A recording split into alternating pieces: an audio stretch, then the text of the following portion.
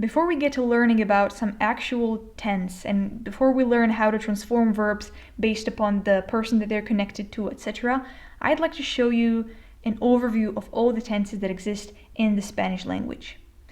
So we can basically divide Spanish tenses into 4 groups. And these groups are not divided based upon the time in which they happen. So it's not a past, present, future type of division. It is the type of division based upon, let's say, the types of sentences that these verbs or verb forms are used for. So let's take a look at the first one, which is indicativo, or in English, indicative. And these are the types of tenses that you will be using most of the time because they are used for expressing basic thoughts, descriptions, routines. These are the ones that you use most in English, and you will also use them most in Spanish. So we can have an indicative tense in past, present, and future, and all of them come in a simple form, continuous or imperfect form, and a perfect form.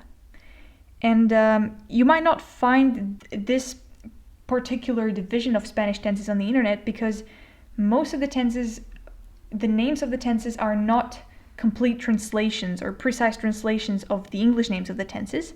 But I just wanted to show you that there exists a Spanish tense for every tense that there is in English, plus some extra. So in Spanish you can express simple past, continuous past, and perfect past. The same applies for the present, and same applies for the future. So once again, these are the tenses that you will be using most, and we will also learn them first. So let's move on to the second category, which are the subjuntivo, tiempos de subjuntivo, or subjunctive tenses. And these tenses no longer exist in the English language, but from what I know, they used to exist once, and they left some sort of mark on even the modern face of English. For example, if you look at second conditional, you have this sort of clause right there, which is if I were. For example, if I were the King of England, I would change this and that.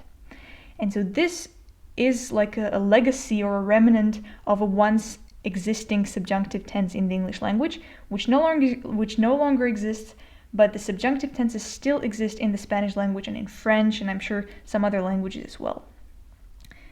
These tenses, again, can come in different times. So they can come in present, in the past, various types of the past.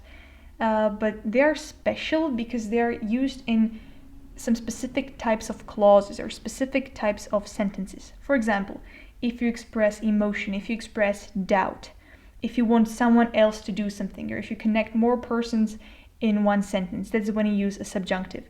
There are many other cases, and this is probably the trickiest part of the entire Spanish grammar, learning when to use subjunctives. The forms aren't that difficult, but the conditions under which you use a subjunctive can be quite tricky.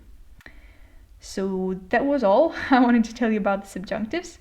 And we have last 2 groups, conditionals and imperatives, both of which you know from the English language. So, the only difference, if you look at conditionals, when you say conditional sentences in the English language, they use some tenses that you use also in different types of clauses or different types of sentences. So in the English language, you use normal present simple and past simple and etc. in conditional sentences, but Spanish people or Spanish-speaking people have their own tenses that they use only in conditional sentences. So not only are we going to learn conditional sentences, but also new conditional tenses. So that's the main difference between Spanish and English conditionals. And the last type of sentences that we can have in the Spanish language are imperative sentences or orders. And again, in the English language, to say an order, you use some of the older tenses, some of the, let's say, indicative tenses that you also use in normal speech. However, Spanish imperatives have their specific form. And the form looks different for when you say positive orders, like do something. And again, the form looks different when you say negative orders, like do not do something. So yeah, that was pretty much all. I think we've covered all the groups of tenses that you can have in the English language. Most of them overlap with what you know from the English grammar. Subjunctives are going to be completely new, and also you have to get prepared for the fact that conditionals and imperatives are going to work a bit differently than they work in English. Other than that, don't worry, Spanish is a beautiful language and I hope you'll enjoy learning it with me.